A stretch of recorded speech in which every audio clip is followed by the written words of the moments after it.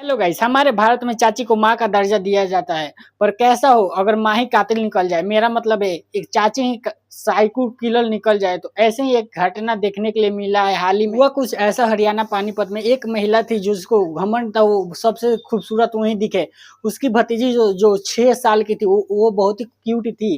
पर उसको लगा ये बड़ी होकर ये मुझसे भी ज्यादा खूबसूरत दिखने लगेगी। तो उसने क्या किया, उसने छत पर उसे पानी में डुबोकर अपनी भतीजी को मार दिया। घटना कुछ इस प्रकार की है। हरियाणा में एक महिला ने अपनी भतीजी को पानी में डुबाकर मार दिया क्योंकि उसकी भतीजी उससे ज्यादा खूबसूरत थी और उसको लगता था वो भविष्य में जाकर उससे भी ज्यादा खूबसूरत दिखने वाली है। इसलिए अपने भतीजी को ही पानी में डुबाकर उसने मार दिया। वो बच्ची सिर्फ 6 साल की थी। घटना है जो पानीपत के इलाके में घटी, जहाँ एक परिवार शादी के फंक्शन के लिए इकट्ठा हुए थे। वहीं कातिल ने अपना अंजाम आरोपी ने 1 दिसंबर को हत्या को अंजाम दिया जब उसने देखा कि बच्चे ऊपर जा रहे हैं जबकि बाकी मेहमान घर के बाहर थे। बच्चे ऊपर खेलने के लिए जा रहे थे और बाकी परिवार के लोग बाहर थे। तभी उसने मौका देखकर इस घटना को अंजाम दे दिया। आरोपी के नाम पूनम था और उसने देखा कि बच्चे ऊपर जा रहे हैं। तो पूनम ने अपनी 6 साल की भतीजी के पीछे पीछे गई और पूनम अपनी 6 साल की भतीजी के पीछे पीछे गई और उससे उसे एक स्टोर रूम में अकेले ले गई और उससे बोली, जाओ एक प्लास्टिक का टब लेकर आओ।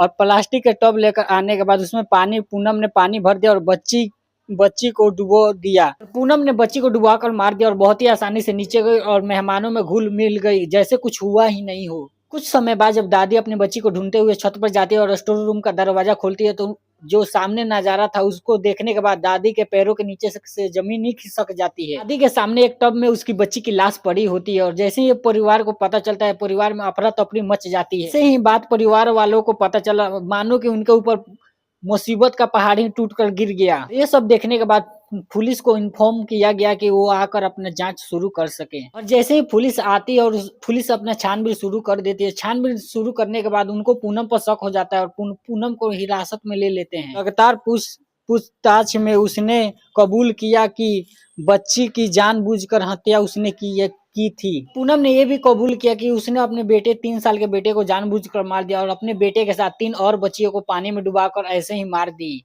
ने जिसका पहला मर्डर किया था वो उसका खुद का ही बेटा था जो महज 3 साल का था। दूसरा मर्डर उसने तब किया जनवरी 2023 इसका, जो उसकी ननद की बेटी थी वो भी सिर्फ 9 साल की थी। उसको भी पानी में डुबाकर मार दिया क्योंकि वो पूनम से भी ज्यादा खूबसूरत दिखती थी। इसलिए उसने पानी में डुबाकर अपनी ननद की बेटी को जिसका नाम था उसको भी मार डाला। तीसरा मर्डर अगस्त 2025 में किया। जिया जिस लड़की का नाम था वो महज 6 साल की बच्ची थी और उसकी खुद की चचेरे भाई की बेटी थी जिसका नाम जिया था और वो भी ज्यादा खूबसूरत थी।